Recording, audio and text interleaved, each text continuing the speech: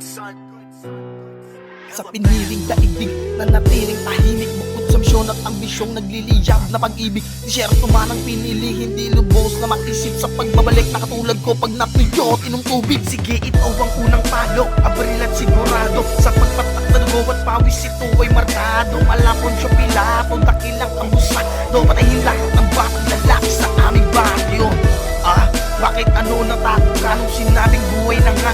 Animoy panganib ba? Sige halik sa akin baka gusto ng mahiga. Sa pagdikit ay may tinig na akong inubliga. Wanto-wanto ang banak, huwag kang nga sa akin magyabang. Sunod-sunod daw ang suntok at aking malabadang. Otit naman panlilang bulok na ang estilo niyan. Uy panuwag nga ako pangalawang beses na yan. Sige labatan ng ganto kahit hindi na mabilis. Alam mo naman pag sinabing aljik ay mabangis. Oo anak yan di bangis, walang linyahang manipis. Hindi the best at least hindi panis na road artist. Sige ganto naman ang road artist ng bilaw night. Pag sumampa ng stage you ain't forget that night. Aminin mo sa sarili mo na you love my life. Pag maingit relax ka lang, you need to wait long time. Kasi hindi yan madali, minsan hindi pumapabor. Kailangan mo lang galingan hanggang umuuwang ngayon. Baka hindi pa panahon basta palaging lilingon. Dahil sila ang nandiyan ang tubig pat sinisipon. Ihanda ang iyong sarili sa gerang magaganap. Kung gusto mo may marating, tanggapin mo itong lahat. Tungkol sa unang mabigat, diretso lamang sa panggap.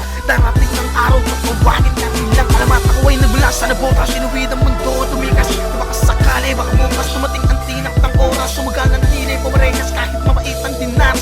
Di mo kailangan bilangin na bitaw yung gusto may marti. Makita mo ng galing at gilas. Ang sabi sa sarili noon, dapat ay kinusan hanggang ngayon. Kundi man palari na dapat naisin na mas malaki pa sa bulkang mayon. Asahan sa pagdating ng panahon, baka isa ka sa mga napili na yun. Gamitin palagi yung sanya panapi, ilabas sa lahat na nakatago sila noon. Hanggang ngayon, bit-bit ko lagi ang kwaderno. Balang araw sasabihin din sa'yo ng mga tao. Palaging galingan, huwag mag-isip ng negatibo. Isarado ang libro at manatili kang kalmado.